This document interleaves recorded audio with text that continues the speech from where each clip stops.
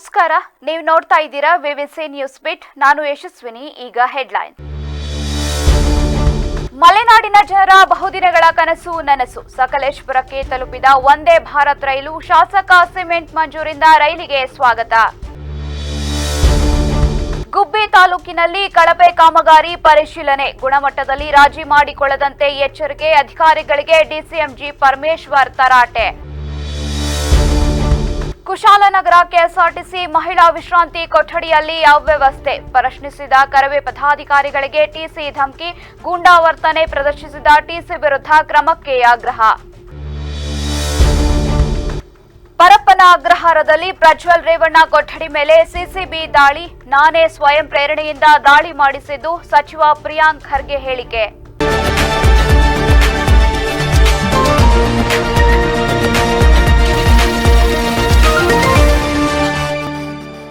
ಮಲೆನಾಡಿನ ಬಹುದಿನಗಳ ಬೇಡಿಕೆಯಾಗಿದ್ದ ಬೆಂಗಳೂರು ಮಂಗಳೂರು ವಂದೇ ಭಾರತ್ ರೈಲು ಸೇವೆಗೆ ಚಾಲನೆ ದೊರೆಯುವ ಮುನ್ನ ಪ್ರಾಯೋಗಿಕ ಸಂಚಾರದ ಅಂಗವಾಗಿ ರೈಲು ಸಕಲೇಶಪುರ ತಲುಪಿದ್ದು, ಶಾಸಕ ಸಿಮೆಂಟ್ ಮಂಜು ಸೇರಿದಂತೆ ಸಾರ್ವಜನಿಕರು ರೈಲನ್ನು ಸ್ವಾಗತಿಸಿದರು. ಸಕಲೇಶಪುರ ರೈಲು ನಿಲ್ದಾಣಕ್ಕೆ ಬುಧವಾರ ಬೆಳಗ್ಗೆ ಆಗಮಿಸಿದ ವಂದೇ ಭಾರತ್ ರೈಲಿಗೆ ಶಾಸಕ ಸಿಮೆಂಟ್ ಮಂಜು ಪೂಜೆ ನೆರವೇರಿಸಿ ಸ್ವಾಗತಿಸಿದರು. ಬಳಿಕ ಮಾತನಾಡಿ, ಸಕಲೇಶಪುರದ ಜನರ ಬಹುದಿನಗಳ ಕನಸು ನನಸಾಗುವ ಹಂತಕ್ಕೆ ಬಂದಿದೆ. ಶಾಸಕನಾದ ಬಳಿಕ ಕೇಂದ್ರ ರೈಲ್ವೆ ರಾಜ್ಯ ಸಚಿವ ವಿ ಸೋಮಣ್ಣ ಅವರನ್ನ ಭೇಟಿಯಾಗಿ ಬೆಂಗಳೂರು ಮಂಗಳೂರು ವಂದೇ ಭಾರತ್ ರೈಲು ಹಾಗೂ ಇಂಟರ್ ಸಿಟಿ ರೈಲು ಸೇವೆಯನ್ನ ಈ ಭಾಗಕ್ಕೆ ವಿಸ್ತರಿಸುವಂತೆ ಮನವಿ ಮಾಡಿದ್ದೆ ಎಂದು ಹೇಳಿದರು. ಬೆಂಗಳೂರು ಮಂಗಳೂರು ರೈಲು ಮಾರ್ಗದಲ್ಲಿ ವಿದ್ಯುದೀಕರಣ ಕಾಮಗಾರಿ ಪೂರ್ಣಗೊಂಡಿದ್ದು, ವಂದೇ ಭಾರತ್ ರೈಲಿನ ಪ್ರಾಯೋಗಿಕ ಸಂಚಾರ ನಡೆಯುತ್ತಿದೆ. ಇನ್ನು ಕೆಲವೇ ದಿನಗಳಲ್ಲಿ ಸಾರ್ವಜನಿಕರಿಗೆ ರೈಲು ಸೇವೆ ಲಭ್ಯವಾಗುವ ನಿರೀಕ್ಷೆಯಿದೆ ಎಂದು ತಿಳಿಸಿದರು. ಪ್ರಧಾನಿ ನರೇಂದ್ರ ಮೋದಿ ಅವರ ವಿಕಸಿತ ಭಾರತ ಹಾಗೂ ಸ್ವಾವಲಂಬಿ ಭಾರತದ ಕನಸಿನ ಭಾಗವಾಗಿ ದೇಶೀಯವಾಗಿ ನಿರ್ಮಾಣವಾಗಿರುವ ವಂದೇ ಭಾರತ್ ರೈಲುಗಳು ದೇಶದ ವಿವಿಧ ಭಾಗಗಳಲ್ಲಿ ಸಂಚರಿಸುತ್ತಿವೆ. ಇಂತಹ ಆಧುನಿಕ ರೈಲು ಸೇವೆ ಸಕಲೇಶಪುರಕ್ಕೂ ದೊರೆಯುತ್ತಿರುವುದು ಸಂತಸದ ವಿಚಾರ. ಇದಕ್ಕಾಗಿ ಪ್ರಧಾನಿ ನರೇಂದ್ರ ಮೋದಿ, ರೈಲ್ವೆ ಸಚಿವ ಅಶ್ವಿನಿ ವೈಷ್ಣವ್ ಹಾಗೂ ರಾಜ್ಯ ರೈಲ್ವೆ ಸಚಿವ ವಿ ಸೋಮಣ್ಣ ಅವರಿಗೆ ಅಭಿನಂದನೆ ಸಲ್ಲಿಸುವುದಾಗಿ ಹೇಳಿದರು.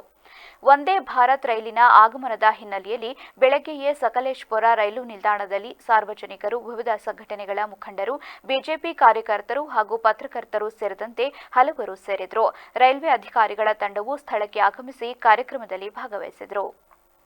ಇವತ್ತು ಸಕಲೇಶಪುರದ ನಾಗರಿಕರಿಗೆ ಒಂದು ರೀತಿ ಸುದಿನ ಅಂತ ಹೇಳಿದ್ರು ಕೂಡ ತಪ್ಪಾಗಲಾರದು. ಯಾಕೆ ಅಂತ ಹೇಳಿದ್ರೆ ಬಹುದಿನಗಳ ಕನಸು. ನಾನು ಕೂಡ ಶಾಸಕನಾದ ಮೇಲೆ ಕೇಂದ್ರದ ರಾಜ್ಯ ರೈಲ್ವೆ ಸಚಿವರಾಗಿರ್ತಕ್ಕಂಥ ವಿ ಸೋಮಣ್ಣ ಅವರನ್ನ ಭೇಟಿಯಾದಂಥ ಸಂದರ್ಭದಲ್ಲಿ ಬೆಂಗಳೂರು ಮಂಗಳೂರು ಒಂದೇ ಭಾರತ್ ರೈಲು ಈ ಭಾಗದ ಜನತೆಗೆ ಅವಶ್ಯಕತೆ ಇದೆ, ಇಂಟರ್ಸಿಟಿ ಕೂಡ ಅವಶ್ಯಕತೆ ಇದೆ. ಸೊ ದಯವಿಟ್ಟು ಈ ಒಂದು ಅವಕಾಶವನ್ನು ನಮ್ಮ ಜನತೆಗೆ ಮಾಡಿಕೊಡ್ಬೇಕು ಅಂತಕ್ಕಂಥ ಮನವಿನ ಮಾಡಿದ್ದು. ಈ ದೇಶದ ಹೆಮ್ಮೆಯ ಪ್ರಧಾನಮಂತ್ರಿಗಳಾದಂಥ ನರೇಂದ್ರ ಮೋದಿ ಅವರ ಕನಸು ಸ್ವಾವಲಂಬಿ ಭಾರತವನ್ನು ನಿರ್ಮಾಣ ಮಾಡಬೇಕು. ಒಂದೇ ಭಾರತ್ ಅಂತಕ್ಕಂಥ ರೈಲನ್ನು ಭಾರತದಲ್ಲೇ ಉತ್ಪಾದನೆಯನ್ನು ಮಾಡಿ ಸಾರ್ವಜನಿಕರಿಗೆ ಅದರ ಉಪಯೋಗವನ್ನು ಕೊಡಬೇಕು ಅಂತಕ್ಕಂಥ ಉದ್ದೇಶದಿಂದ ಒಂದೇ ಭಾರತ್ ಟ್ರೈನನ್ನು ಕಳೆದ 2 ವರ್ಷಗಳಿಂದ ಯಶಸ್ವಿಯಾಗಿ ಈ ದೇಶದಲ್ಲಿ ಓಡಿಸ್ತಿರ್ತಕ್ಕಂಥದ್ದು ನಾವು ಗಮನಿಸಿದ್ದೀವಿ. ಇವತ್ತು ಒಂದೇ ಭಾರತ್ ಟ್ರೈನು ಸಕಲೇಶಪುರಕ್ಕೆ ಟ್ರಯಲ್ ರನ್ಗೋಸ್ಕರ ಇವತ್ತು ಅಪ್ ಟು ಸುಬ್ರಹ್ಮಣ್ಯ ತನಕ ಬಂದಿದೆ. ಎಲೆಕ್ಟ್ರಿಷಿಯನ್ ವರ್ಕ್ ಕೂಡ ಕಂಪ್ಲೀಟ್ ಆಗಿದೆ. ಇನ್ನು ಕೆಲವೇ ದಿನಗಳಲ್ಲಿ ಸಾರ್ವಜನಿಕರಿಗೆ ಈ ಟ್ರೈನ್ ಮುಕ್ತ ಆಗುತ್ತೆ. ಈ ಸಂದರ್ಭದಲ್ಲಿ ನಾನು ಈ ದೇಶದ ಹೆಮ್ಮೆಯ ಪ್ರಧಾನಮಂತ್ರಿಗಳಂತ ನರೇಂದ್ರ ಮೋದಿ ಅವರು ಇರ್ಬೋದು, ಅಥವಾ ನಮ್ಮ ರೈಲ್ವೆ ಸಚಿವರಾದಂಥ ಅಶ್ವಿನಿ ವೈಷ್ಣವ್ ಅವರು ಇರ್ಬೋದು, ಅದೇ ರಾಜ್ಯದ ರೈಲ್ವೆ ಸಚಿವರಾಗಿರ್ತಕ್ಕಂಥ ನಮ್ಮ ವಿ ಸೋಮಣ್ಣ ಅವರಿಗೆ ಅಭಿನಂದನೆ ಈ ಸಂದರ್ಭದಲ್ಲಿ ಸಲ್ಲಿಸಲಿಕ್ಕೆ ಇಷ್ಟಪಡ್ತೀನಿ. ಯಾಕೆಂತ ಹೇಳಿದರೆ ನಾವೆಲ್ಲೋ ವಿದೇಶದಲ್ಲಿ ಹೋದಂಥ ಸಂದರ್ಭದಲ್ಲಿ ಇಂಥ ಒಂದು ರೈಲುಗಳನ್ನ ನೋಡಲಿಕ್ಕೆ ನಮ್ಗೆ ಅವಕಾಶ ಸಿಗ್ತಾ ಇತ್ತು. ಇವತ್ತಿನ ಸಂದರ್ಭದಲ್ಲಿ ನಮ್ಮೂರಲ್ಲೂ ಕೂಡ ಇಂಥ ಒಂದು ರೈಲನ್ನು ನೋಡ್ಬೋದು ಅಂತೇಳಿದರೆ ನಮಗಿಂತ ದೊಡ್ಡ ಪುಣ್ಯವಂತರಿಲ್ಲ ಅಂಥೇಳಿ ನಾನಾದರೂ ಕೂಡ ಈ ಸಂದರ್ಭದಲ್ಲಿ ಭಾವಿಸ್ತೀನಿ. ನಮ್ಮೆಲ್ಲರ ಉದ್ದೇಶ ಒಂದೇ, ಏನು ನರೇಂದ್ರ ಮೋದಿಯವರ ಕನಸಾದ ವಿಕಸಿತ ಭಾರತ ಇದೆ, ಅದನ್ನು ಇವತ್ತು ನಾವು ಕಣ್ಮುಂದೆ ನೋಡಲಿಕ್ಕೆ ಸಾಧ್ಯವಾಗ್ತದೆ. ಮುಂಬರ್ತಕ್ಕಂಥ ದಿನಗಳಲ್ಲಿ ಇನ್ನು ಇಂಟರ್ಸಿಟಿ ಇರ್ಬೋದು ಅಥವಾ ಮೋನೋ ಟ್ರೈನ್ ಇರ್ಬೋದು, ಎಲ್ಲವನ್ನೂ ಕೂಡ ಸಕಲೇಶಪುರಕ್ಕೆ ವಿಸ್ತರಣೆಯನ್ನು ಮಾಡಿಕೊಟ್ಟು ಈ ಭಾಗದ ಜನತೆಗೆ, ನಮ್ಮ ಜಿಲ್ಲೆಯ ಜನತೆಗೆ ಅನುಕೂಲಗಳನ್ನ ಮಾಡಿಕೊಡ್ಬೇಕು ಅಂತೇಳಿ ಈ ಮೂಲಕ ಎಲ್ಲರಲ್ಲೂ ಕೂಡ ಮನವಿನೂ ಮಾಡ್ತಾ, ಬೆಳಗ್ಗೆ 6 ಗಂಟೆಗೆ ಬಂದರೂ ಕೂಡ ನಮ್ಮ ಸಕಲೇಶಪುರ ನಾಗರಿಕರು ಎಷ್ಟು ಅಭಿಮಾನ ಇಟ್ಕೊಂಡಿದ್ದಾರೆ ಅಂದರೆ, ಬೆಳಗ್ಗೆ 6 ಗಂಟೆ ಆದರೂ ಕೂಡ ನಮ್ಮ ಮಂಡಲ ಅಧ್ಯಕ್ಷರಿರ್ಬೋದು, ಅಶ್ವಥ್ ಅವರು ಇರ್ಬೋದು, ನಮ್ಮ ಪತ್ರಿಕಾ ಮಿತ್ರಗಳು ಎಲ್ಲರೂ ಕೂಡ ಆಗಮಿಸಿ, ರಕ್ಷಣಾ ವೇದಿಕೆಯವರು ಸಮೇತ ಆಗಮಿಸಿ ಎಲ್ಲ ಈ ಭಾಗದ ವಿವಿಧ ಸಂಘಟನೆಗಳು ಇರ್ಬೋದು ಎಲ್ಲರೂ ಕೂಡ ಆಗಮಿಸಿದ್ದು ನೋಡಿದರೆ ಈ ರೈಲ್ ಮೇಲೆ ಇರ್ತಕ್ಕಂಥ ಪ್ರೀತಿ, ನಮ್ಮ ಊರ ಮೇಲೆ ಇರ್ತಕ್ಕಂಥ ಪ್ರೀತಿ ಎಷ್ಟು ಅಂತಕ್ಕಂಥದ್ದು ಇಲ್ಲಿ ನೋಡಿದರೆ ಗೊತ್ತಾಗುತ್ತೆ ಅಂತೇಳಿ ಈ ಸಂದರ್ಭದಲ್ಲಿ ಹೇಳ್ತಾ, ಇಷ್ಟು ಬೆಳಗ್ಗೆ ಆದರೂ ಕೂಡ ಎಲ್ಲರೂ ಬಂದು ಈ ಒಂದು ಕಾರ್ಯಕ್ರಮ ಯಶಸ್ವಿ ಮಾಡಿದೆ. ರೈಲ್ವೆ ಅಧಿಕಾರಿಗಳ ತಂಡನೂ ಕೂಡ ಬಂದು ನಮ್ಮ ಜೊತೆಯಲ್ಲಿ ಅತ್ಯಂತ ಯಶಸ್ವಿಯಾಗಿ ಪೂಜೆಯನ್ನು ಮಾಡೋದ್ರ ಮುಖಾಂತರ ಈ ರೈಲನ್ನ ಮುಂದೆ ಕಳಿಸ್ತಕ್ಕಂಥ ಕೆಲಸ ಆಗ್ತದೆ. ಮುಂಬರ್ತಕ್ಕಂಥ ದಿನಗಳಲ್ಲಿ ದಿನನಿತ್ಯ ಈ ಟ್ರೈನ್ ಸಂಚರಿಸಿ ಈ ಭಾಗದ ಜನತೆಗೆ ಅನುಕೂಲ ಮಾಡಿಕೊಡ್ಲಿ ಅಂತಕ್ಕಂಥದ್ದು ನಮ್ಮೆಲ್ಲರ ಆಶಯ. ಗುಬ್ಬಿ ತಾಲೂಕಿನ ಯಡುವನಹಳ್ಳಿಯಲ್ಲಿ ತುರ್ತು ಕ್ರಿಯಾ ಯೋಜನೆಯಡಿ ಕೈಗೊಂಡಿರುವ ಕಾಮಗಾರಿಯನ್ನ ಪರಿಶೀಲಿಸಿದ ಉಪಮುಖ್ಯಮಂತ್ರಿ ಜಿ ಪರಮೇಶ್ವರ್ ಅವರು ಕಳಪೆ ಕಾಮಗಾರಿ ಕಂಡು ಅಧಿಕಾರಿಗಳನ್ನ ತರಾಟೆಗೆ ತೆಗೆದುಕೊಂಡರು. ಕಾಮಗಾರಿಯ ಗುಣಮಟ್ಟದ ಬಗ್ಗೆ ಅಸಮಾಧಾನ ವ್ಯಕ್ತಪಡಿಸಿದ ಅವರು, ಕಾಟಾಚಾರಕ್ಕೆ ಮಾಡ್ತೀರಾ, ಕಥೆಯೆಲ್ಲ ಹೇಳ್ಬೇಡಿ ಎಂದು ಅಧಿಕಾರಿಗಳನ್ನ ಪ್ರಶ್ನಿಸಿದರು. ಸಾರ್ವಜನಿಕರ ಹಣವನ್ನ ಬಳಸಿ ಕೈಗೊಳ್ಳುವ ಕಾಮಗಾರಿಗಳಲ್ಲಿ ಗುಣಮಟ್ಟಕ್ಕೆ ಯಾವುದೇ ರಾಜಿ ಮಾಡಿಕೊಳ್ಳಬಾರದು ಎಂದು ಅಧಿಕಾರಿಗಳಿಗೆ ಸೂಚಿಸಿದರು. ಕಾಮಗಾರಿಯ ಗುಣಮಟ್ಟ ಪರಿಶೀಲಿಸಿ ಲೋಪ ಕಂಡುಬಂದಲ್ಲಿ ಸಂಬಂಧಪಟ್ಟವರ ವಿರುದ್ಧ ಕ್ರಮ ಕೈಗೊಳ್ಳುವಂತೆ ಅಧಿಕಾರಿಗಳಿಗೆ ನಿರ್ದೇಶನ ನೀಡಿದರು. ಸ್ಥಳೀಯರ ಸಮಸ್ಯೆಗಳಿಗೆ ಸ್ಪಂದಿಸಿ ಅಭಿವೃದ್ಧಿ ಕಾಮಗಾರಿಗಳನ್ನು ಸಮರ್ಪಕವಾಗಿ ಪೂರ್ಣಗೊಳಿಸುವಂತೆ ಸೂಚಿಸಿದರು. ಎಲ್ಲರೂ ಕನೆಕ್ಷನ್ ಆಗಿದೆ, ಬರೀ 16 ಕೋಟಿ ಪಕ್ಕ 1 ಕೋಟಿ ಕೊಟ್ಟು ಮಾಡಿ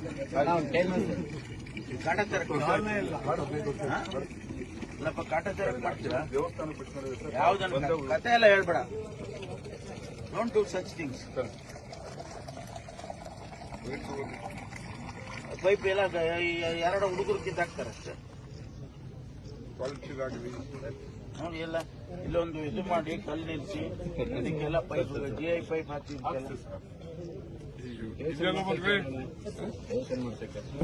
ನಮಗೆ ಈ ಕಡೆ ಹೋಗಿ ತುರುವೇಕೆರೆ. ಕೊಡಗು ಜಿಲ್ಲೆಯ ಪ್ರಮುಖ ಪ್ರವಾಸಿ ಕೇಂದ್ರವಾದ ಕುಶಾಲನಗರದ ಕೆಎಸ್ಆರ್ಟಿಸಿ ಬಸ್ ನಿಲ್ದಾಣದಲ್ಲಿರುವ ಮಹಿಳಾ ವಿಶ್ರಾಂತಿ ಕೊಠಡಿಯು ಕೀಳು ಮಟ್ಟದ ಅವ್ಯವಸ್ಥೆಯಿಂದ ಕೂಡಿದ್ದು ಮಹಿಳೆಯರ ಸುರಕ್ಷತೆಯ ಬಗ್ಗೆ ತೀವ್ರ ಆತಂಕ ಮೂಡಿಸಿದೆ. ಈ ಕುರಿತು ಕರ್ನಾಟಕ ರಕ್ಷಣಾ ವೇದಿಕೆ ಸ್ವಾಭಿಮಾನಿ ಬಣ ತೀವ್ರ ಆಕ್ರೋಶ ವ್ಯಕ್ತಪಡಿಸಿದೆ. ಕಾರಣಾಂತರಗಳಿಂದ ಕುಶಾಲನಗರ ಬಸ್ ನಿಲ್ದಾಣಕ್ಕೆ ಭೇಟಿ ನೀಡಿದ್ದ ಕರವೇ ಸ್ವಾಭಿಮಾನಿ ಬಣದ ಪದಾಧಿಕಾರಿಗಳ ಬಳಿ ಸಾರ್ವಜನಿಕ ಮಹಿಳೆಯರು ವಿಶ್ರಾಂತಿ ಕೊಠಡಿಯ ಅವ್ಯವಸ್ಥೆ ಹಾಗೂ ವಿಪರೀತ ದುರ್ವಾಸನೆಯ ಬಗ್ಗೆ ಅಳಲು ತೋಡಿಕೊಂಡಿದ್ದಾರೆ. ಮಹಿಳೆಯರ ದೂರಿನ ಮೇರೆಗೆ ಕರವೇ ಜಿಲ್ಲಾ ಮಹಿಳಾ ಅಧ್ಯಕ್ಷರಾದ ಜಯಶ್ರೀ ಮುರುಗೇಶ್ ಹಾಗೂ ಸುಂಟಿಕೊಪ್ಪ ಹೋಬಳಿ ಅಧ್ಯಕ್ಷರಾದ ಭವ್ಯ ಅವರು ಕೊಠಡಿ ಪರಿಶೀಲಿಸಿದಾಗ ಆಘಾತಕಾರಿ ದೃಶ್ಯಗಳು ಕಂಡುಬಂದಿದೆ. ವಿಷಯ ತಿಳಿದು ಸ್ಥಳಕ್ಕೆ ಆಗಮಿಸಿದ ಕರವೇ ಪದಾಧಿಕಾರಿಗಳು ಬಸ್ ನಿಲ್ದಾಣದ ಟ್ರಾಫಿಕ್ ಕಂಟ್ರೋಲರ್ ಅವರನ್ನ ಕರೆಸಿ ಅವ್ಯವಸ್ಥೆಯನ್ನ ಪ್ರಶ್ನಿಸಿದ್ದಾರೆ. ಆದರೆ ತಪ್ಪನ್ನ ತಿದ್ದಿಕೊಳ್ಳುವ ಬದಲು ಟಿಸಿ ಪದಾಧಿಕಾರಿಗಳ ಮೇಲೆಯೇ ಉರಿಬಿದ್ದು ನಾವೇನೂ ಮಾಡಕ್ಕಾಗುವುದಿಲ್ಲ, ಸಂಘಟನೆಯ ವಿರುದ್ಧವೇ ಪೊಲೀಸ್ ದೂರು ನೀಡಲಾಗುವುದು ಎಂದು ಬಹಿರಂಗವಾಗಿ ಬೆದರಿಕೆ ಹಾಕಿ ಗೂಂಡಾವರ್ತನೆ ಪ್ರದರ್ಶಿಸಿದ್ದಾರೆ ಎಂದು ಸಂಘಟನೆ ಆರೋಪಿಸಿದೆ. ಕೆಎಸ್ಆರ್ಟಿಸಿ ಉನ್ನತ ಅಧಿಕಾರಿಗಳು ತಕ್ಷಣವೇ ಮಧ್ಯಪ್ರವೇಶಿಸಿ ಮಹಿಳಾ ವಿಶ್ರಾಂತಿ ಕೊಠಡಿಯನ್ನ ಸಂಪೂರ್ಣವಾಗಿ ಸ್ವಚ್ಛಗೊಳಿಸಬೇಕು. ಸಾರ್ವಜನಿಕರ ಪರವಾಗಿ ಪ್ರಶ್ನಿಸಿದವರ ಮೇಲೆ ದರ್ಪ ತೋರಿದ ಕುಶಾಲನಗರ ಟಿಸಿ ಹಾಗೂ ಸಂಬಂಧಪಟ್ಟ ಅಧಿಕಾರಿಗಳ ವಿರುದ್ಧ ಶಿಸ್ತು ಕ್ರಮ ಜರುಗಿಸಬೇಕು ಎಂದು ಎಚ್ಚರಿಸಲಾಗಿದೆ.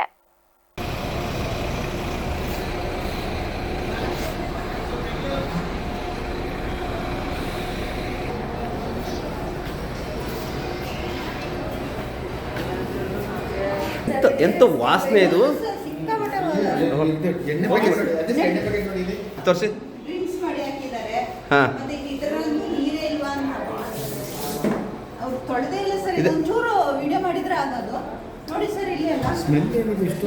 ವಾಸನೆ ವಾಸನೆ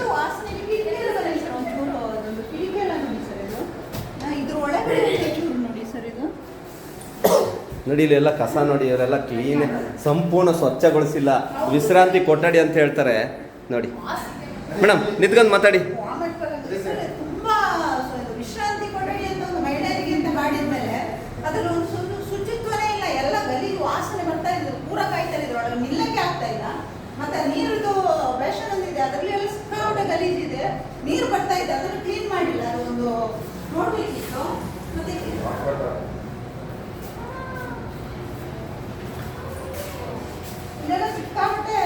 ಯಾಕೆ ಮೇಡಮ್ ವಾಸನೆನಾ?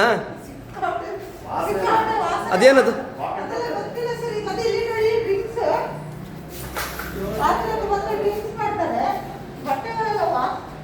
ಇಲ್ಲೇನೋ ಒಂದು ಚಟುವಟಿಕೆ ನಡೆದಿದೆ ಅನ್ಸುತ್ತೆ, ಪ್ಯಾಂಟ್ಗಳೆಲ್ಲ ಬಿದ್ದವ್ರು ನೋಡಿದ್ರೆ ಅಲ್ವೇ? ಲೇಡೀಸ್ ಬಟ್ಟೆಗಳೆಲ್ಲ ಇದೆ. ಆ, ನಮಸ್ಕಾರ. ನಾವು ಕರ್ನಾಟಕ ರಕ್ಷಣಾ ವೇದಿಕೆ ಸ್ವಾಮಿ ಮಠದ ಕೊಡಗು ಜಿಲ್ಲಾ ಗೌರವಾಧ್ಯಕ್ಷ ಮಾತಾಡ್ತಾ ಇದ್ದೀನಿ. ನೋಡಿ, ಇದು ನಮ್ಮ ಕುಶಲನಗರ KSRTC ಬಸ್ ಸ್ಟ್ಯಾಂಡ್. ಇದು ನೋಡಿ, ಇಲ್ಲಿ ಮಹಿಳಾ ವಿಶ್ರಾಂತಿ ಗೃಹದಲ್ಲಿ ನೋಡಿ ಹೆಂಗೆ ವಾಸನೆ ಬರ್ತಾ ಇದೆ ಅಂತ. ಇದು ಕ್ಲೀನ್ ಮಾಡಿದಾರೋ ಇಲ್ವೋ ಗೊತ್ತಿಲ್ಲ. ಇದರೊಳಗಡೆ ಕೆಲವರು ಕುಡ್ದಿ ಸುಮಾರು ಪ್ಯಾಕೆಟ್ ಎಲ್ಲ ಎಸ್ತಿದ್ದಾರೆ. ಮತ್ತೆ ಕೆಲವರು ಲೇಡೀಸ್ದು ಇದು ಹೆಂಗಸರು ಬಟ್ಟೆಗಳೆಲ್ಲ ಇದೆ. ನೋಡಿ, ಇದು ಕ್ಲೀನ್ ಮಾಡಿಲ್ಲ, ಭಾರಿ ಸ್ಮೆಲ್ ಬರ್ತಾ ಇದೆ. ಇದ್ರ ಬಗ್ಗೆ ಅಧಿಕಾರಿಗಳು ಏನ್ ಮಾಡ್ತಾ ಇದಾರೋ ಅನ್ನೋದು, ದೇವರೊಬ್ಬರಿಗೆ ಮಲಗಿದಾರೋ ಇಲ್ಲ ಎಚ್ಚರವಾಗಿರೋದು ಅನ್ನೋದು ಗೊತ್ತಿಲ್ಲ. ನಾವೀಗ ಯಾರನ್ನ ಕಾಣಬೇಕು? ನಮ್ಗೆ ಎಷ್ಟು ಪ್ರತಿ ಸರಿ ನಾವು ಬಂದು ನಾವು TC ಅವ್ರಿಗೆ ಹೇಳಿದ್ರೆ TC ಅವರು ಅಶೋಕ್ ಅವರು ಭಾರಿ ನೆಗ್ಲೆನ್ಸ್ ಮಾಡ್ತಾರೆ. ಅಶೋಕ್ ಅವರು ಇದಾರಲ್ಲ, ಅಶೋಕ್ ಅವರು ಭಾರಿ ಕೇರ್ಫುಲ್. ಅವ್ರು ಮಲಗಿದಾರೋ ಎಚ್ಚರಾಗಿದಾರೋ ಗೊತ್ತಿಲ್ಲ. ಇದ್ರ ಬಗ್ಗೆ ನಾವು ಮೇಲಧಿಕಾರಿಗೆ ಇವತ್ತು ನಾವು ತಿಳಿಸ್ತೀವಿ ಅಂತ ಹೇಳಿದ್ರೆ ಒಂದೆರಡು ಮಾತಾಡ್ತೀವಿ. ನಮಸ್ಕಾರ. ಕರ್ನಾಟಕ ರಕ್ಷಣಾ ವೇದಿಕೆ ಸ್ವಾಮಿ ಮಾತಾಡ್ತಾರೆ. ಕುಶಲ ತಾಲೂಕು ಸಮಿತಿ ಅಧ್ಯಕ್ಷರು ಶಿವಾಜಿ. ಇಲ್ಲಿ ನಾನು ಬಂದು ನೋಡಬೇಕಾದ್ರೆ ಏನು ಕೊಠಡಿ ಇದೆ, ಅದರಲ್ಲಿ ತುಂಬ ಅಂದರೆ ಬ್ಯಾಡ್, ತುಂಬ ಸ್ಮೆಲ್ ಇದೆ. ಅಲ್ಲಿ ಮನುಷ್ಯರ ಒಳಗಡೆ ಆ ಥರ ಇದೆ. ಇಲ್ಲಿ ಡ್ರಿಂಕ್ಸ್ ಪ್ಯಾಕೆಟ್ ಆಗಿರ್ಬೋದು, ಹೆಂಗಸರದು ಕೆಲವೊಂದು ಬಟ್ಟೆ ಇರ್ಬೋದು, ಎಲ್ಲ ಥರ ಇದೆ. ಅದನ್ನು ಆದಷ್ಟು ಕ್ಲೀನ್ ಮಾಡುವಂತ ಇದ್ರ ಮೊದಲು 2 ವರ್ಷ ಹೇಳಿದ್ದೀವಿ. ಈಗಲೂ ಎಷ್ಟಾಗಿದೆ. ಇದು ಸಂಬಂಧಪಟ್ಟ ಅಧಿಕಾರಿಗಳು ಆದಷ್ಟು ಬೇಗ ಸ್ವಚ್ಛ ಮಾಡಬೇಕಂತ ಹೇಳಲಿಕ್ಕೆ ಬಯಸ್ತೀವಿ. ಅಷ್ಟಲ್ಲಿ ಇರ್ತಾರೆ ಸರ್. ಇವತ್ತಲ್ಲ, ಯಾವ ಟೈಮಲ್ಲಿ ನೋಡಿ ಸುಮ್ಮನೆ ಬಂದು ಕಿರಿಕ್ ಮಾಡ್ತಾ ಇದ್ದಾರೆ. ಯಾರು ಈಗ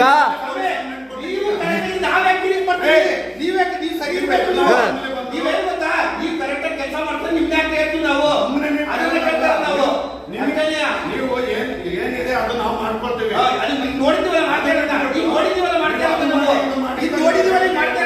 ನಾನು ಇದ್ರ ಬಗ್ಗೆ ನಿಮ್ಗೆ ಕಂಪ್ಲೇಂಟ್ ಕೊಡ್ತೀನಿ. ಯಾಕೆ ಸರ್ ಕೊಡ್ತೀರಿ? ಯಾಕೆ ಕೊಡ್ತೀರಿ? ಈ ತೊಂದ್ರೆನಾ? ಇಲ್ಲಿ ಅನೈತಿಕ ಚಟುವಟಿಕೆ ನಡೆದಿರೋ ಕಾಣ್ತಾ ಇದೆ, ಇದಕ್ಕೆ ಕಂಪ್ಲೇಂಟ್ ಕೊಡ್ತೀರಾ? ನೋಡಿ, ಇದನ್ನ ಕೇಳಿದ್ರೆ ಕಂಪ್ಲೇಂಟ್ ಕೊಡ್ತಾರಂತೆ. ಇದೇ TC ಅವ್ರು ಕೊಡ್ತಾರಂತೆ. ನೋಡಿ ಇಂಥ ಜನಗಳಿದ್ದಾರೆ ಅಂದ್ರೆ ನೋಡಿ, ಇಲ್ಲಿ ಪ್ಯಾಕೆಟ್ ಬಿದ್ದಿದೆ, ಕುಡ್ದಿರೋದು ಡ್ರಿಂಕ್ಸ್, ಇದನ್ನ ಕುಡಿದ್ರೆ ಇವ್ರು ಕಂಪ್ಲೇಂಟ್ ಕೊಡ್ತೀನಿ ಅಂತಾರೆ ಸಂಘಟನೆ ಮೇಲೆ. ಇದು ಹೆಂಗೆ ಸರ್?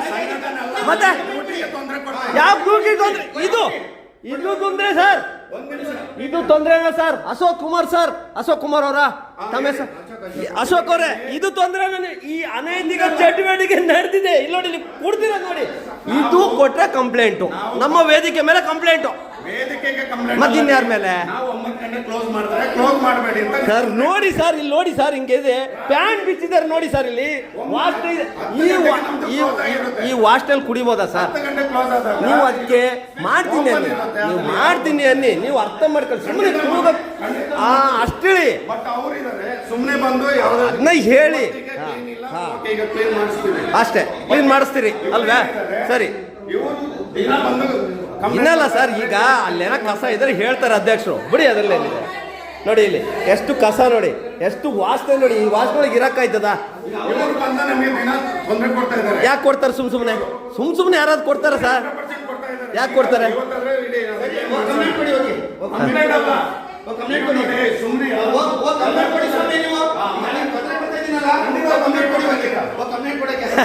ನೋಡಿ, ಅನೈತಿಕ ಚಟುವಟಿಕೆ ನಡೆದದ್ದು ಕಾಣ್ತಾ ಇದೆ ನೋಡಿ. ಇಲ್ಲೆಲ್ಲ ವಾಸನೆ ಅಂದರೆ ಇದ್ರೊಳಗೆ ನಿಲ್ಲಕ್ಕಾಗಲ್ಲ.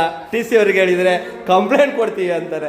ನೋಡಿ ಹೆಂಗೆ ಸಂಘಟನೆಯವ್ರಿಗೆ ಹೇಳಿದರೆ ಇವರಿಗೆ ಕಂಪ್ಲೇಂಟ್ ಬರ್ತದೆ. ನೋಡಿ ಇದೇನು ಪ್ಯಾಂಟ್ ನೋಡಿ, ಇಲ್ಲಿ ಪ್ಯಾಂಟ್ ನೋಡಿ ಸರ್, ಪ್ಯಾಂಟ್ ನೋಡಿ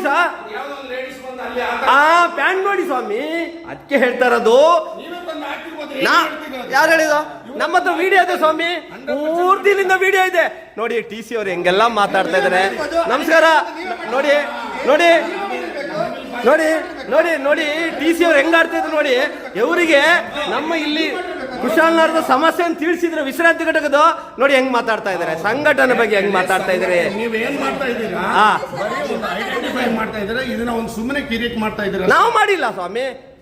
ಇದು ಈಗ ಮಹಿಳೆಯರು ಬರ್ಬೇಕಲ್ವಾ, ಮಕ್ಕಳ ಎತ್ಕೊಂಡ್ ಬರ್ಬೇಕಲ್ವಾ? ಈ ಸ್ಮೆಲ್ ಅಲ್ಲಿ ಬರ್ಬೋದಾ? ಇವತ್ತೇ ತಾನೇ ನೀವೀಗ ಹೇಳ್ತಾ ಇರೋದು. ಗೊತ್ತಿಲ್ಲ ಅದು ಹೆಂಗಿತ್ತು ಇದಾಯ್ತು ಅಂತ. ಈಗ ನಾನ್ ದಿವಸ ನೋಡಕ್ ನಾನ್ ಬರಲ್ಲ, ನೀವಾದ್ರೆ ಅಧಿಕಾರಿ ಬರ್ಬೇಕು. ಬಂದು ನೋಡಿ ಹೋಗಿದೀವಿ, ಅವಾಗೇನು ಇರ್ಲಿಲ್ಲ, ಈ ಸ್ಮೆಲ್ ಇರ್ಲಿಲ್ಲ, ಅವಾಗಿರ್ಲಿಲ್ಲ, ಈಗ ಬಂದಿದೆ. ನೀವು ಆ ಕಿಟಕಿಯೆಲ್ಲ ಲಾಕ್ ಮಾಡಿ ಸ್ಮೆಲ್ ಸ್ವಲ್ಪ ಆದ ತೆಗೆದಿಡಿ, ಆಗ ಸರಿ ಮಾಡೋಣ. ಸಂಬಂಧ ಆಗ್ತಾ ಇದೆ. ಮತ್ತೆ ಇನ್ನೇನ್ ಸರ್ ಅದು? ಪ್ಯಾಂಟ್ ಏನ್ ಸರ್ ಅದು? ನೀವು ಕಣ್ಣಾರೆ ಏನಾದ್ರು ಪ್ಯಾಂಟ್ ನೋಡಿ ಸರ್, ಸರ್ ಪ್ಯಾಂಟ್ ಇದೆ ಅಂತ ಹೇಳಿ ಸುಮ್ಮನೆ ಬಿಚ್ಚಿ ಹಾಕ್ಬಿಡ್ತಾರಾ? ಹೆಂಗ್ ಹೇಳೋದು ಸರ್? ಮತ್ತೆ ನಾವು ಸಂಶಯ ವ್ಯಕ್ತಪಡಿಸೋದು, ನಾವು ಸಂಶಯ ವ್ಯಕ್ತಪಡಿಸ್ತಾ ಇರೋದು. ಮತ್ತೆ ಸಂಶಯ ನಾವು ಈಗ ಸುಮ್ಮನೆ ಪ್ಯಾಂಟ್ ಬರುತ್ತಾ? ಲೇಡೀಸ್ ಮೇಲೆ ಸುಮ್ಮನೆ ಒಂದು ಇದು ನಾವಲ್ಲ.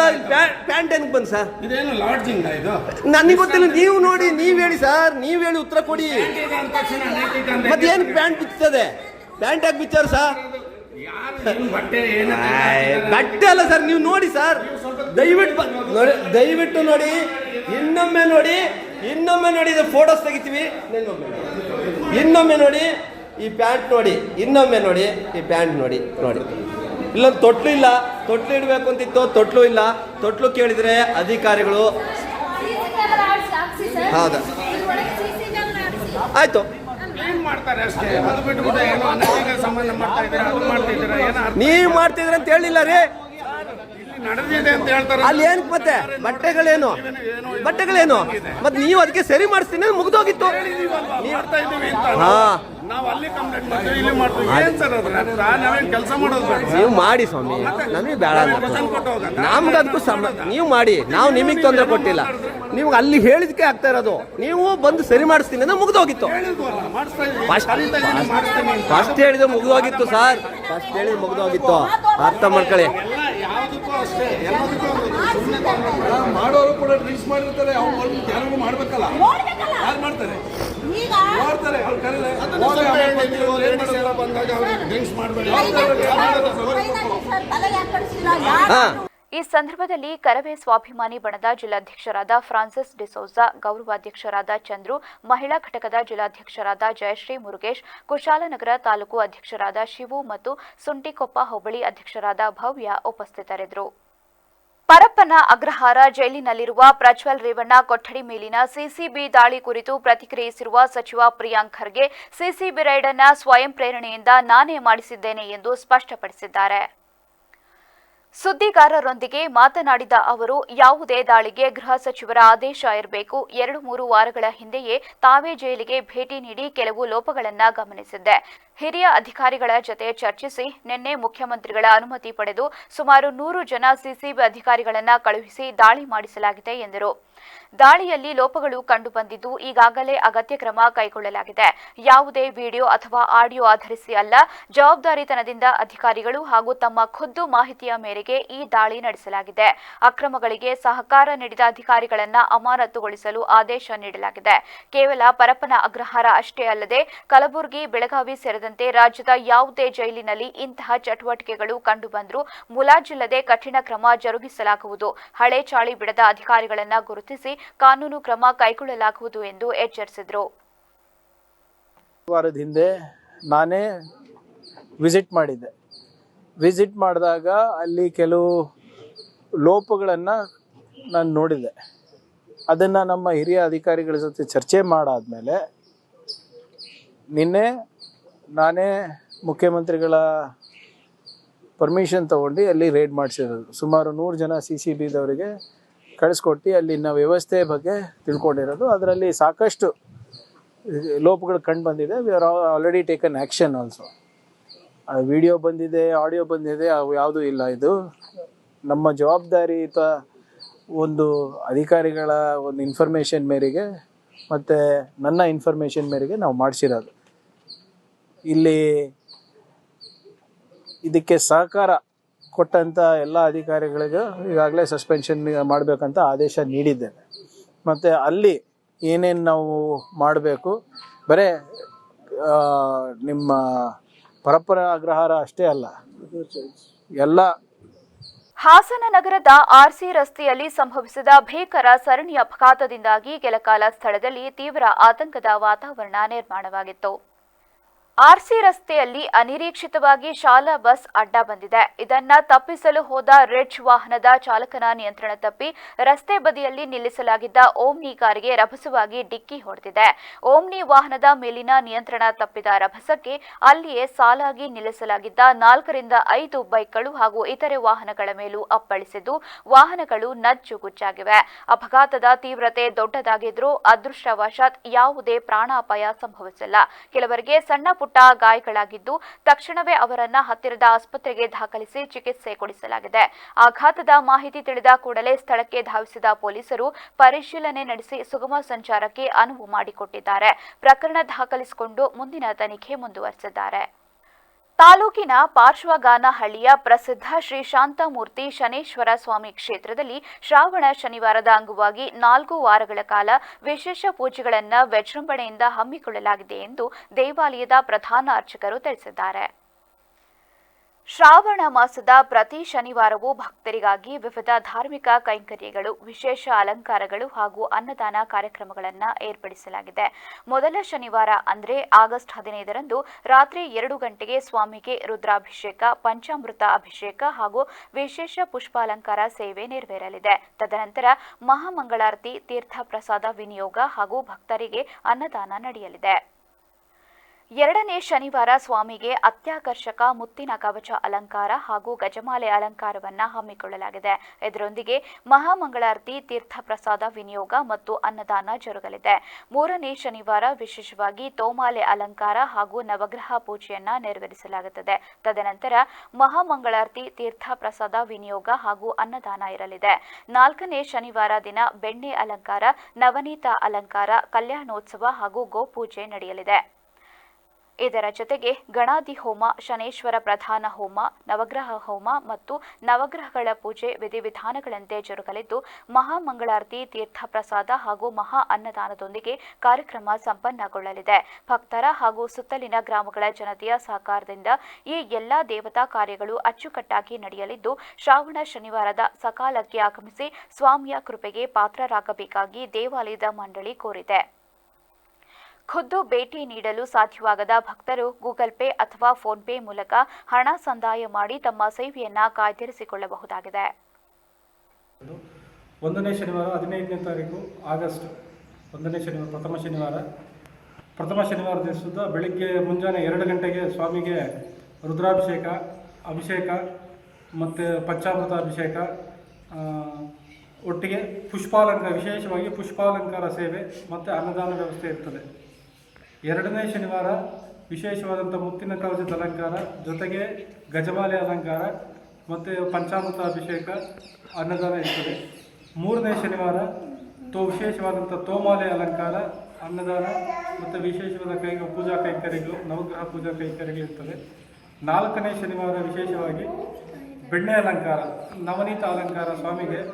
4ನೇ ಶನಿವಾರ ನವನೀತ ಅಲಂಕಾರ ಜೊತೆಗೆ ಕಲ್ಯಾಣೋತ್ಸವ, ಹೋಮಗಳು, ಪೂಜೆ ಮತ್ತು ಗಣಾದಿ ಹೋಮಗಳು, ಶನೇಶ್ವರ ಪ್ರಧಾನ ಹೋಮ, ನವಗ್ರಹ ಹೋಮ, ನವಗ್ರಹ ಪೂಜೆ ಶನೇಶ್ವರ ಸ್ವಾಮಿ ಸನ್ನಿಧಾನದಲ್ಲಿ ಭಕ್ತರೆಲ್ಲ ಸಹಕಾರದೊಂದಿಗೆ, ಸುತ್ತಮುತ್ತಲ ಗ್ರಾಮಸ್ಥರ ಸಹಕಾರದೊಂದಿಗೆ ನಡೆಸಲಾಗುವುದು. ಈ ಎಲ್ಲ ಸತ್ಕಾರ್ಯ ಪುಣ್ಯ ಕಾರ್ಯಗಳಿಗೆ ಭಕ್ತಾದಿಗಳು ತಮ್ಮಲ್ಲಾದಂಥ ತನು, ಮನ, ಧನ ಸಹಾಯ ಮಾಡಿ ಸ್ವಾಮಿ ಕೃಪೆಗೆ ಪಾತ್ರ ಆಗಬೇಕಂತ ತಮ್ಮಲ್ಲಿ ಕಳಕಳಿಯಿಂದ ಕೋರುತ್ತಿದ್ದೇವೆ. ಜೊತೆಗೆ ದೇವಸ್ಥಾನದ ಕೆಲಸ ಪ್ರಗತಿಯಲ್ಲಿದ್ದು, ದೇವಸ್ಥಾನ ಕೆಲಸಕ್ಕೆ ಕೂಡ ತಮ್ಮಿಂದ ಆದಂತಹ ಸಹಾಯವನ್ನು ನಾನು ಬಯಸ್ತಾ ಇದ್ದೇನೆ. ಇವತ್ತು ಈ ದೇವಸ್ಥಾನ ಏನಾಗಿದೆ ಅದೆಲ್ಲ ನಿಮ್ಮಿಂದ ಆದಂತಹ ಸಹಾಯನೇ, ಸ್ವಾಮಿ ಅನುಗ್ರಹ, ನಿಮ್ಮಂತಹ ಭಕ್ತಾದಿಗಳ ಸಹಕಾರ ಮತ್ತು ಇದರಿಂದ ನಡೀತಾ ಇದೆ. 4ನೇ ಶನಿವಾರದ ದಿನ ಒಬ್ಬರು ವಿಶೇಷವಾದಂಥ ಆಹ್ವಾನಿತರನ್ನು ಆಹ್ವಾನಿಸ್ತಾ ಇದ್ದೀವಿ. ಸದ್ಯಕ್ಕೆ ಅದನ್ನು ಇವಾಗ ಯಾರು ಅಂತ ಇನ್ನೂ ಹೇಳ್ತಾ ಇಲ್ಲ. 4ನೇ ಶನಿ ವಿಶೇಷವಾಗಿ 4ರಿಂದ 5 ಜನ ಗಣ್ಯ ವ್ಯಕ್ತಿಗಳು ಬರ್ತಾ ಇದ್ದಾರೆ. ಸ್ವಾಮೀಜಿನ ಕರೆಸಬೇಕು ಅಂತ ನಮ್ಮ ಗುರುಗಳನ್ನ ಮಾಡಿಸ್ಬೇಕು ಅಂತ ಮಾಡ್ತಾ ಇದ್ದೀವಿ. ಗುರುಗಳ ಅನುಗ್ರಹ ಹೇಗಿದೆ ನೋಡಿಕೊಂಡು ಮತ್ತೆ ಅದನ್ನು ನಿಮಗೆ ಇನ್ನೊಂದು ಸರಿ ನಾನು ತಿಳಿಸ್ತೀನಿ. ಮಂಗಳೂರು ನಗರ ಸಮೀಪದ ಪೆರ್ಮುದೆ ಗ್ರಾಮ ಪಂಚಾಯಿತಿ ವ್ಯಾಪ್ತಿಯ ಶೆಣಾವ ಎಂಬಲ್ಲಿ ಭಾನುವಾರ ತಡರಾತ್ರಿ ಚಿರತೆಯೊಂದು ಮನೆಯ ಅಂಗಳದ ಬದಿಯಲ್ಲಿದ್ದ ಶೆಡ್ಗೆ ನುಗ್ಗಿ ಸಾಕು ನಾಯಿಯನ್ನ ಹೊತ್ತೊಯ್ದ ಘಟನೆ ನಡೆದಿದೆ. ತಡರಾತ್ರಿ ಶೆಡ್ಗೆ ನುಗ್ಗಿದ್ದ ಚಿರತೆ ನಾಯಿಯನ್ನ ಬಾಯಿಯಲ್ಲಿ ಹಿಡಿದು ಕೊಂಡೊಯ್ದಿರುವುದು ಸ್ಥಳೀಯರಲ್ಲಿ ಆತಂಕ ಮೂಡಿಸಿದೆ. ಘಟನೆ ಬಳಿಕ ಸುತ್ತಮುತ್ತಲಿನ ನಿವಾಸಿಗಳು ಭಯಭೀತರಾಗಿದ್ದು, ಅರಣ್ಯ ಇಲಾಖೆ ತಕ್ಷಣ ಸ್ಥಳಕ್ಕೆ ಭೇಟಿ ನೀಡಿ ಚಿರತೆಯ ಚಲನವಲನದ ಬಗ್ಗೆ ನಿಗಾ ವಹಿಸಿ ಮುಂಜಾಗ್ರತಾ ಕ್ರಮ ಕೈಗೊಳ್ಳುವಂತೆ ಗ್ರಾಮಸ್ಥರು ಒತ್ತಾಯಿಸಿದ್ದಾರೆ. ಬಸ್ನಲ್ಲಿ ಇಳಿಯುವ ಸ್ಥಳದ ವಿಚಾರವಾಗಿ ಚಾಲಕ ಹಾಗೂ ಪ್ರಯಾಣಿಕನ ನಡುವೆ ನಡೆದ ತೀವ್ರ ವಾಗ್ವಾದದ ಬಳಿಕ ಆಕ್ರೋಶಗೊಂಡ ಪ್ರಯಾಣಿಕನೊಬ್ಬ ಚಲಿಸುತ್ತಿದ್ದ ಬಸ್ನ ಮುಂಭಾಗದ ಗಾಜಿಗೆ ಅಂಟಿಕೊಂಡು ಸುಮಾರು 500 ಮೀಟರ್ ದೂರ ಪ್ರಯಾಣಿಸಿದ ಆಘಾತಕಾರಿ ಘಟನೆ ಹೊಸೂರಿನಲ್ಲಿ ನಡೆದಿದೆ. ಹೊಸೂರು ಪನ್ನಂಪಳ್ಳಿ ಮಾರ್ಗದಲ್ಲಿ ಸಂಚರಿಸುತ್ತಿದ್ದ ಟಿಎನ್ಎಸ್ಟಿಸಿ ಬಸ್ನಲ್ಲಿ ಈ ಘಟನೆ ಸಂಭವಿಸಿದೆ. ಪ್ರಯಾಣಿಕ ಎಲ್ಲಿ ಇಳಿಯಬೇಕು ಎಂಬ ವಿಷಯವಾಗಿ ಚಾಲಕ ಎಂ ರಮೇಶ್ ಕುಮಾರ್ ಅವರೊಂದಿಗೆ ಮಾತಿಗೆ ಮಾತು ಬೆಳೆದು ವಾಗ್ವಾದ ಉಂಟಾಗಿದೆ ಎನ್ನಲಾಗಿದೆ. ವಾಗ್ವಾದದ ರಭಸದಲ್ಲಿ ಪ್ರಯಾಣಿಕ ಬಸ್ನ ಮುಂಭಾಗಕ್ಕೆ ಬಂದು ನಿಂತಿದ್ದು, ಚಾಲಕ ಬಸ್ ಮುಂದಕ್ಕೆ ಚಲಾಯಿಸಿದಾಗ ಆತ ವಿಂಡ್ಶೀಲ್ಡ್ಗೆ ಅಂಟಿಕೊಂಡೇ ಪ್ರಯಾಣ ಮುಂದುವರೆಸಿದ್ದಾನೆ. ಈ ರೋಚಕ ಘಟನೆಯನ್ನ ಸಹ ಪ್ರಯಾಣಿಕರೊಬ್ಬರು ತಮ್ಮ ಮೊಬೈಲ್ನಲ್ಲಿ ಸೆರೆ ಹಿಡಿದಿದ್ದು, ಈ ವಿಡಿಯೋ ಸಾಮಾಜಿಕ ಜಾಲತಾಣಗಳಲ್ಲಿ ಭಾರಿ ವೈರಲ್ ಆಗಿದೆ. ಘಟನೆಗೆ ಸಂಬಂಧಿಸಿದಂತೆ ದೂರು ದಾಖಲಾದ ಹಿನ್ನೆಲೆಯಲ್ಲಿ ಕರ್ತವ್ಯ ಲೋಪ ಹಾಗೂ ನಿರ್ಲಕ್ಷ್ಯ ತೋರಿದ ಆರೋಪದ ಮೇಲೆ ಟಿಎನ್ಎಸ್ಟಿಸಿ ಆಡಳಿತ ಮಂಡಳಿಯು ಚಾಲಕ ರಮೇಶ್ ಕುಮಾರ್ ಅವರನ್ನ ಅಮಾನತುಗೊಳಿಸಿ ಆದೇಶಿಸಿದೆ. ನಮಗೆ ರೆಡ್ ಝೋನ್ನಿಂದ ಮುಕ್ತಿ ಬೇಕು. ಬಿಡದಿ ಟೌನ್ಶಿಪ್ಗೆ ನಮ್ಮ ಭೂಮಿ ನೀಡಲು ಸಂಪೂರ್ಣ ಸಿದ್ಧರಿದ್ದೇವೆ. ಕೂಡಲೇ ಬೈರಮಂಗಲ ಹಾಗೂ ಕಂಚುಗಾರನಹಳ್ಳಿ ವ್ಯಾಪ್ತಿಯಲ್ಲಿ ಭೂಸ್ವಾಧೀನಕ್ಕೆ ಅಂತಿಮ ಅಧಿಸೂಚನೆ ಹೊರಡಿಸಿ ನಮ್ಮ ಸಂಕಷ್ಟಕ್ಕೆ ನೆರವಾಗಬೇಕು ಎಂದು ಬಿಡದಿ ಸುತ್ತಮುತ್ತಲಿನ ರೈತರ ನಿಯೋಗವು ವಿಧಾನಸೌಧದಲ್ಲಿ ಮುಖ್ಯಮಂತ್ರಿ ಡಿಕೆ ಶಿವಕುಮಾರ್ ಅವರನ್ನ ಭೇಟಿ ಮಾಡಿ ಮನವಿ ಸಲ್ಲಿಸಿದೆ. ಮಾಜಿ ಮುಖ್ಯಮಂತ್ರಿ ಎಚ್.ಡಿ. ಕುಮಾರಸ್ವಾಮಿ ಅವರ ವಿರುದ್ಧ ಅಸಮಾಧಾನ ವ್ಯಕ್ತಪಡಿಸಿದ ರೈತರು, ಕಳೆದ 20 ವರ್ಷಗಳಿಂದ ನಮ್ಮ ಮನವಿಗೆ ಕುಮಾರಸ್ವಾಮಿಯವರು ಸ್ಪಂದಿಸಲಿಲ್ಲ. ಯಾರದ್ದೋ ರಾಜಕೀಯ ಆಟಕ್ಕೆ ನಾವು ಬಲಿಯಾಗ್ತಿದ್ದೇವೆ. ನೀವಾದ್ರೂ ನಮ್ಮ ಕಷ್ಟ ಬಗೆಹರಿಸಿ, ನಮಗೆ ಹಣ ಬೇಡ. ಈ ಯೋಜನೆಯಲ್ಲಿ ಅಭಿವೃದ್ಧಿಪಡಿಸಿದ ಭೂಮಿ ಪಡೆದು ಪಾಲುದಾರರಾಗುತ್ತೇವೆ ಎಂದು ಒತ್ತಾಯಿಸಿದರು. ವೃಷಭಾವತಿ ಕೊಳಚೆ ನೀರಿನಿಂದಾಗಿ ವ್ಯವಸಾಯ ಸಂಪೂರ್ಣ ಹದಗೆಟ್ಟಿದೆ. ತೆಂಗಿನ ತೋಟಗಳು ಮೇಲ್ನೋಟಕ್ಕೆ ಹಸಿರಾಗಿ ಕಂಡರೂ ಯಾವುದೇ ಇಳುವರಿ ಬರ್ತಿಲ್ಲ. ಕುಡಿಯುವ ಹಾಲು ಕೂಡ ಕಲುಷಿತಗೊಂಡಿದೆ. ರೆಡ್ ಝೋನ್ ಸಮಸ್ಯೆಯಿಂದಾಗಿ ಬ್ಯಾಂಕ್ಗಳಲ್ಲಿ ಜಮೀನಿಗೆ ಸರಿಯಾದ ಸಾಲ ಸಿಗ್ತಿಲ್ಲ. ಪಕ್ಕದ ಊರುಗಳಲ್ಲಿ 1 ಕೋಟಿ ರೂಪಾಯಿವರೆಗೆ ಸಾಲ ಸಿಕ್ಕರೆ ಇಲ್ಲಿ 1 ಲಕ್ಷ ರೂಪಾಯಿ ಸಾಲ ಪಡೆಯಲು ಪರದಾಡುವ ಪರಿಸ್ಥಿತಿ ಇದೆ. ಆಸ್ಪತ್ರೆ, ಕಲ್ಯಾಣ ಮಂಟಪ ನಿರ್ಮಾಣ ಹಾಗೂ ತುರ್ತು ಸಂದರ್ಭದಲ್ಲಿ ಜಮೀನು ಮಾರಾಟ ಮಾಡಲು ಸಹ ಅಸಾಧ್ಯವಾಗಿದ್ದು, ಸೊಳ್ಳೆಗಳ ಕಾಟ ಹಾಗೂ ಕೊಳಚೆ ವಾಸನೆಯಿಂದ ನೆಮ್ಮದಿ ಜೀವನವೇ ಕರಗಿದೆ ಎಂದು ಅಳಲು ತೋಡಿಕೊಂಡರು. ಬಿಡದಿಯ ರೈತರು ಒಂದು 100 ಜನ ನನ್ನನ್ನು ಬಂದಿದ್ರು. ಕೆಲವು ಪ್ರತಿನಿಧಿಗಳು ಬಂದಿದ್ರು, ಕೆಲವರೆಲ್ಲ ಹೊರಗಡೆ ಇದ್ದಾರೆ. ಅವ್ರ ಉದ್ದೇಶ ಕೆಲವು ಹಳ್ಳಿಗಳನ್ನು ನೋಟಿಫಿಕೇಶನ್ ಮಾಡಿಲ್ಲ. ಫೈನಲ್ ನೋಟಿಫಿಕೇಶನ್ ಮಾಡಿಬಿಡಿ, ನಾವು ಕೆಲವು ನಮ್ಮ ಸಮಸ್ಯೆ ಇದೆ, ನಾವು ಹಣನ ತೆಗೆದುಕೊಳ್ತೀವಿ, ಒಳ್ಳೆ ಪರಿಹಾರ ಕೊಡ್ತಾ ಇದ್ದೀವಿ, ಆದಷ್ಟು ಕೆಲವರು ಜಮೀನು ಉಳಿಸ್ಕೊಳ್ತೀವಿ, ನಾವು 50% ಜಮೀನು ಕೂಡ ನಾವು ಉಳಿಸ್ಕೊಳ್ತೀವಿ. ಸೊ ನಮಗೆ ನಮ್ಮ ಹೆಸರುಗಳು ನೋಟಿಫಿಕೇಶನ್ ಆಗಿಲ್ಲದ್ರಿಂದ ನಾವು ಹಣ ತೆಗೆದುಕೊಳ್ಳೋಕ್ಕಾಗ್ತಾಯಿಲ್ಲ. ದಯವಿಟ್ಟು ಮಾಡಿ, ನಾವೆಲ್ಲ ಸಿದ್ಧತೆ ಇದ್ದೀವಿ ಅಂಥೇಳಿ ಅವರ ಅಭಿಪ್ರಾಯವನ್ನು ವ್ಯಕ್ತಪಡಿಸಿದ್ದಾರೆ. ಸೊ 200-250 ಜನ ರೈತರು ಕೂಡ ಬಂದಿದ್ದಾರೆ. ಖಂಡಿತ ಅವರಿಗೆ ನಾನು ನಮ್ಮ ಆಫೀಸರ್ಸ್ಗೆ ತಿಳಿಸಿ, ಇನ್ನು ಯಾವ್ಯಾವ ಊರು ಉಳ್ಕೊಂಡಿದೆ ಅವನ್ನೆಲ್ಲ ನೋಟಿಫಿಕೇಶನ್ ಮಾಡಿ, ಯಾರು ಕೊಡ್ತಾರೆ ಅದನ್ನು ತೆಗೆದುಕೊಳ್ತೀವಿ, ಯಾರಿಗೂ ಬಲವಂತ ಮಾಡೋಕೆ. ಕೆಆರ್ಪುರದ ಎನ್ಆರ್ಐ ಲೇಔಟ್ನಲ್ಲಿರುವ ಎಲೆಕ್ಟ್ರಿಕ್ ಬೈಕ್ ಗ್ಯಾರೇಜ್ನಲ್ಲಿ ರಾತ್ರಿ 9 ಗಂಟೆ ಸುಮಾರಿಗೆ ಭಾರೀ ಅಗ್ನಿ ಅವಘಡ ಸಂಭವಿಸಿದೆ. ಬೆಂಕಿ ಹೊತ್ತಿಕೊಂಡ ರಭಸಕ್ಕೆ ಗ್ಯಾರೇಜ್ನಲ್ಲಿದ್ದ 100 ಎಲೆಕ್ಟ್ರಿಕ್ ಬೈಕ್ಗಳು ಸಂಪೂರ್ಣವಾಗಿ ಸುಟ್ಟು ಕರಕಲಾಗಿದೆ. ಅಷ್ಟೇ ಅಲ್ಲದೆ ಈ ಬೆಂಕಿ ಅವಘಡದ ತೀವ್ರತೆಗೆ ಪಕ್ಕದಲ್ಲಿದ್ದ doctor Smita Kiran speciality health care ಕೂಡ ಬೆಂಕಿಗಾಹುತಿಯಾಗಿ ಸಂಪೂರ್ಣ ಭಸ್ಮವಾಗಿದೆ. ಘಟನೆಯ ರಾತ್ರಿ ಸ್ಥಳಕ್ಕೆ ಧಾವಿಸಿದ 2 ಅಗ್ನಿಶಾಮಕ ದಳದ ಸಿಬ್ಬಂದಿಗಳು ಹರಸಾಹಸ ಪಟ್ಟು ಬೆಂಕಿಯನ್ನ ನಂದಿಸುವಲ್ಲಿ ಯಶಸ್ವಿಯಾಗಿದ್ದಾರೆ. ಘಟನೆ ಸಂಭವಿಸಿದ ಕೂಡಲೇ ಸಕಾಲದಲ್ಲಿ ಎಚ್ಚೆತ್ತುಕೊಂಡಿದ್ದರಿಂದ ಯಾವುದೇ ಪ್ರಾಣಹಾನಿ ಸಂಭವಿಸಿಲ್ಲ ಎಂದು ತಿಳಿದುಬಂದಿದೆ. ಬೆಂಕಿ ಅವಘಡಕ್ಕೆ ನಿಖರವಾದ ಕಾರಣ ಇನ್ನಷ್ಟೇ ತಿಳಿದು ಬರಬೇಕಿದೆ. ಪ್ರಾಥಮಿಕವಾಗಿ ಶಾರ್ಟ್ ಸರ್ಕ್ಯೂಟ್ನಿಂದ ಈ ಅವಘಡ ಸಂಭವಿಸಿರಬಹುದು ಎಂದು ಶಂಕಿಸಲಾಗಿದೆ. ಈಗ ಮತ್ತೊಮ್ಮೆ ಹೆಡ್ಲೈನ್ಸ್. ಮಲೆನಾಡಿನ ಜನರ ಬಹುದಿನಗಳ ಕನಸು ನನಸು. ಸಕಲೇಶಪುರಕ್ಕೆ ತಲುಪಿದ ವಂದೇ ಭಾರತ್ ರೈಲು. ಶಾಸಕ ಸಿಮೆಂಟ್ ಮಂಜೂರಿಂದ ರೈಲಿಗೆ ಸ್ವಾಗತ. ಗುಬ್ಬಿ ತಾಲೂಕಿನಲ್ಲಿ ಕಳಪೆ ಕಾಮಗಾರಿ ಪರಿಶೀಲನೆ. ಗುಣಮಟ್ಟದಲ್ಲಿ ರಾಜಿ ಮಾಡಿಕೊಳ್ಳದಂತೆ ಎಚ್ಚರಿಕೆ. ಅಧಿಕಾರಿಗಳಿಗೆ ಡಿಸಿಎಂ ಜಿ ಪರಮೇಶ್ವರ್ ತರಾಟೆ. ಕುಶಾಲನಗರ ಕೆಎಸ್ಆರ್ಟಿಸಿ ಮಹಿಳಾ ವಿಶ್ರಾಂತಿ ಕೊಠಡಿಯಲ್ಲಿ ಅವ್ಯವಸ್ಥೆ ಪ್ರಶ್ನಿಸಿದ ಕರವೇ ಪದಾಧಿಕಾರಿಗಳಿಗೆ ಟಿಸಿ ಧಮಕಿ. ಗೂಂಡಾವರ್ತನೆ ಪ್ರದರ್ಶಿಸಿದ ಟಿಸಿ ವಿರುದ್ಧ ಕ್ರಮಕ್ಕೆ ಆಗ್ರಹ. ಪರಪ್ಪನ ಅಗ್ರಹಾರದಲ್ಲಿ ಪ್ರಜ್ವಲ್ ರೇವಣ್ಣ ಕೊಠಡಿ ಮೇಲೆ ಸಿಸಿಬಿ ದಾಳಿ. ನಾನೇ ಸ್ವಯಂ ಪ್ರೇರಣೆಯಿಂದ ದಾಳಿ ಮಾಡಿಸಿದ್ದು ಸಚಿವ ಪ್ರಿಯಾಂಕ್ ಖರ್ಗೆ ಹೇಳಿಕೆ. ಇದಾಗಿತ್ತು ಇವತ್ತಿನ ಸುದ್ದಿ. ನಿರಂತರ ಸುದ್ದಿಗಾಗಿ ನೋಡ್ತಾ ಇರಿ ವಿವಿಸಿ ನ್ಯೂಸ್, ಸತ್ಯದ ಕಡೆ ನಮ್ಮ ನಡೆ.